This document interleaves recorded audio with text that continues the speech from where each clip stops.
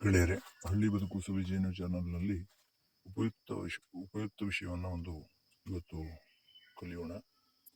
Nursery ಬ್ಯಾಗ್ಗೆ ನಾವು ಮಣ್ಣನ್ನು ಹಾಕಿ ಗಿಡವನ್ನು ನೆಡುವ ಪೂರ್ವದಲ್ಲಿ ಆ ಮಣ್ಣನ್ನು ಸಿದ್ಧಪಡಿಸಿಕೊಳ್ಳುವಂಥದ್ದು ಬಹಳ ಮುಖ್ಯವಾದಂತಹದ್ದೇ.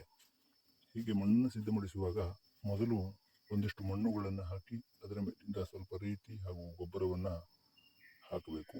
ಅದರ ಮೇಲಿಂದ ಪುನಃ ಮತ್ತೊಂದು ಲೇಯರ್ ಮಣ್ಣುಗಳನ್ನು ಹಾಕಿ ಅದಕ್ಕೆ ಆ ಮಣ್ಣುಗಳ ಮೇಲಿಂದ ಪುನಃ ಒಂದಿಷ್ಟು ಸಾವಯವ ಗೊಬ್ಬರ, ಮರಳು ಮತ್ತು ಒಂದಿಷ್ಟು ಮೊದಲೇ ಸಿದ್ಧಪಡಿಸಿಕೊಂಡಂತಹ ಜೀವಾಮೃತ, ಸ್ವಲ್ಪ ಮರದ ಬೂದಿ ಇವೆಲ್ಲವನ್ನ ಸರಿಯಾದ ಪ್ರಮಾಣದಲ್ಲಿ ಎಲ್ಲ ಮಣ್ಣಿಗೂ ತಾಗುವಂತೆ ಅದನ್ನು ಚೆನ್ನಾಗಿ ಸಿಂಪಡಣೆಯನ್ನ ಮಾಡಿಕೊಳ್ಳಬೇಕು.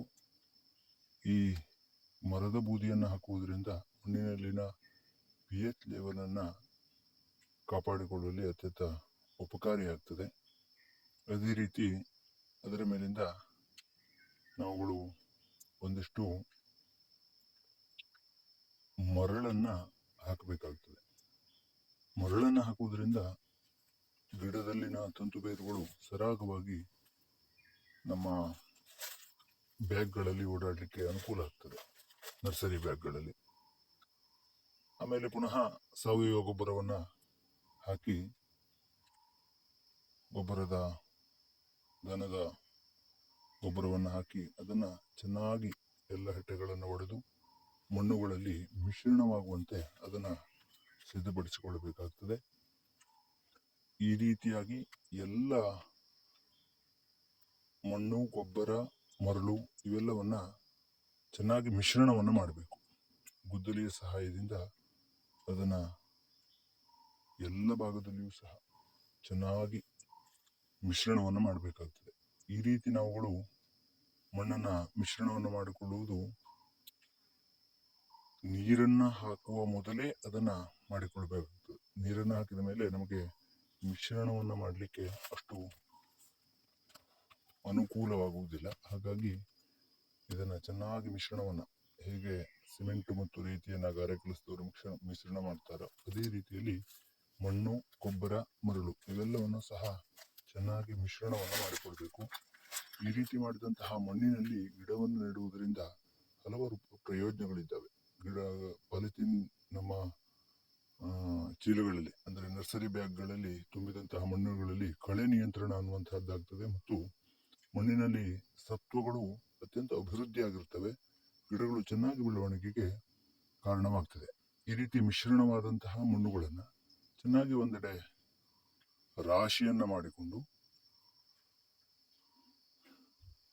ಅದನ್ನ ಸರಿಯಾದ ರೀತಿಯಲ್ಲಿ ಹರಡಿರುವಂತಹ ಮಣ್ಣುಗಳನ್ನು ಒಂದೆಡೆಯಲ್ಲಿ ರಾಶಿಯಾಗಿ ಹಾಕೊಳ್ಬೇಕು. ಯಾಕೆ ಅಂತಂದ್ರೆ ಅದನ್ನು ನಾವು ಪ್ಲಾಸ್ಟಿಕ್ನಿಂದ ಮುಚ್ಚಲಿಕ್ಕಿದೆ, ಪೂರ್ತಿ ಮಣ್ಣನ್ನ ಮುಚ್ಚಬೇಕಾಗ್ತದೆ. ಹಾಗಾಗಿ ಇದನ್ನ ಒಂದೆಡೆ ರಾಶಿ ಹಾಕಿಕೊಳ್ಬೇಕಾಗ್ತದೆ.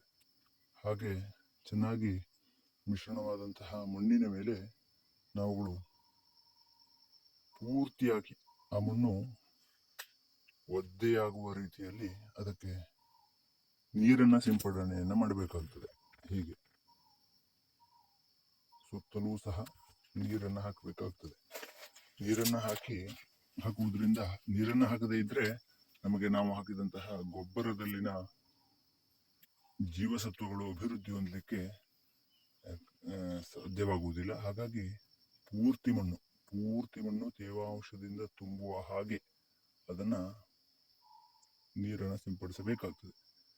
ಮಣ್ಣಿನ ಮೇಲ್ಭಾಗದಿಂದ ಪೂರ್ತಿ ಕೆಳಗಿನವರೆಗೆ ಅದು ಒದ್ದೆಯಾಗಬೇಕು. ಆ ರೀತಿಯಲ್ಲಿ ಮಣ್ಣಿನ ಮೇಲೆ ನೀರನ್ನು ಸಿಂಪಡಣೆಯನ್ನು ಮಾಡಿಕೊಳ್ಳುವುದು.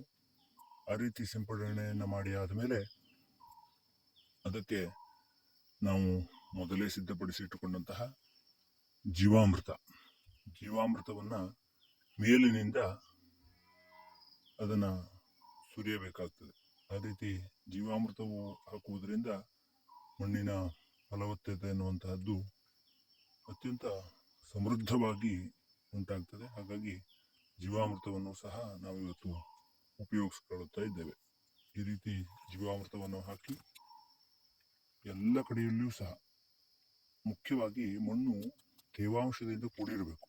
ಎಲ್ಲೂ ಸಹ ಒಣ ಮಣ್ಣು ಇಲ್ಲದ ರೀತಿಯಲ್ಲಿ ಪೂರ್ತಿ ಭಾಗ ನೆನೆಯುವ ಹಾಗೆ ನೀರನ್ನು ಹಾಕಿಕೊಳ್ಬೇಕು. ಎಲ್ಲ ಕಡೆ ನೀರನ್ನು ಹಾಕಿ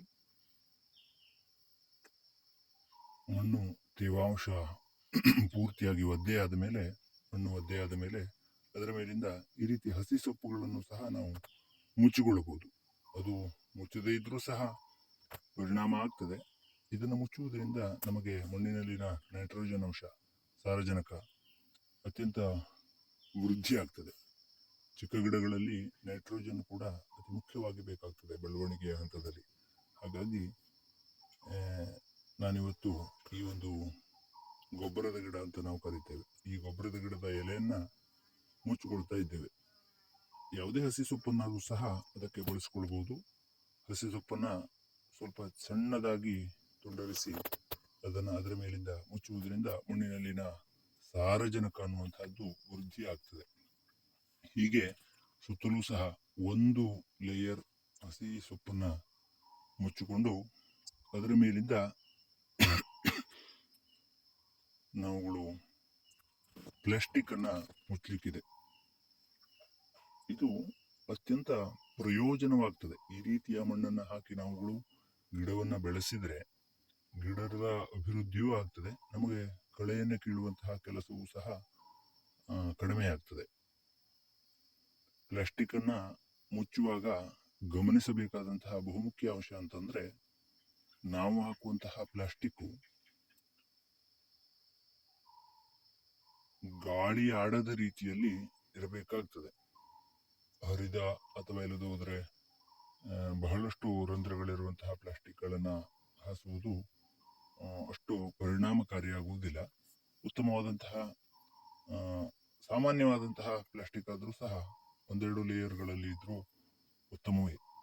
ಸುತ್ತಲೂ ಎಲ್ಲ ಮಣ್ಣುಗಳು ಮುಚ್ಚುವಂತೆ ಅದನ್ನ ಹರಡಿಕೊಳ್ಳಬೇಕಾಗ್ತದೆ. ಆ ಪ್ಲಾಸ್ಟಿಕ್ ಅನ್ನು ಹರಡಿ ಅಲ್ಲಿ ಗಾಳಿ ಆಡದೇ ಇರುವುದಕ್ಕಾಗಿ ಸುತ್ತಲೂ ಸಹ ಯಾವುದಾದ್ರೂ ಒಂದು ಭಾರದ ವಸ್ತುಗಳನ್ನ ಮಣ್ಣನ್ನೇ ಹಾಕಿದ್ರೂ ಉಳಿತು. ಇಲ್ಲದೆ ಹೋದ್ರೆ ನಾನಿಲ್ಲಿ ಬಾಳೆ ಕಂಬಗಳನ್ನ ಉಪಯೋಗಿಸ್ಕೊಳ್ತಾ ಇದ್ದೇನೆ. ಇದು ಭಾರವೂ ಇರ್ತದೆ ಮತ್ತು ನಮಗೆ ಮುಚ್ಚಲಿಕ್ಕೆ ಸುಲಭವೂ ಆಗ್ತದೆ. ಪ್ಲಾಸ್ಟಿಕ್ ಕೂಡ ಯಾವುದೇ ಡ್ಯಾಮೇಜ್ ಆಗದ ರೀತಿಯಲ್ಲಿ ಇದನ್ನ ಮೇಲಿಂದ ಇಡಬಹುದು. ಹೀಗೆ ನಾಲ್ಕು ಬದಿಯಲ್ಲಿಯೂ ಸಹ ಗಾಳಿ ಆಡದ ರೀತಿಯಲ್ಲಿ ಅದನ್ನ ಮುಚ್ಚಿಡಬೇಕಾಗ್ತದೆ. ಸುಮಾರು 15-20 ದಿವಸಗಳ ಕಾಲ ಈ ರೀತಿ ಮುಚ್ಚಿಡುವುದರಿಂದ ಮಣ್ಣಿನ ಫಲವತ್ತತೆಯು ವೃದ್ಧಿ ಆಗ್ತದೆ. ನಮಗೆ ಅತ್ಯಂತ ಪರಿಣಾಮಕಾರಿಯಾದಂತಹ ನರ್ಸರಿ ಬ್ಯಾಗ್ಗಳು ಗಿಡಗಳನ್ನು ಸಹ ಬೆಳೆಸಿಕೊಳ್ಳಬಹುದು. ಇನ್ನು 15 ದಿನಗಳಲ್ಲಿ ನಾನು ಮಾಡಿದಂತಹ ಕಾಫಿ ಬೀಜಗಳು ಸಹ ಮೊಳಕೆಯಾಗಿ ನರ್ಸರಿ ಬ್ಯಾಗ್ಗೆ ತುಂಬಲು ಸಿದ್ಧವಾಗ್ತದೆ. ಪುನಃ ಸಿಗೋಣ ಎಲ್ಲರೂ.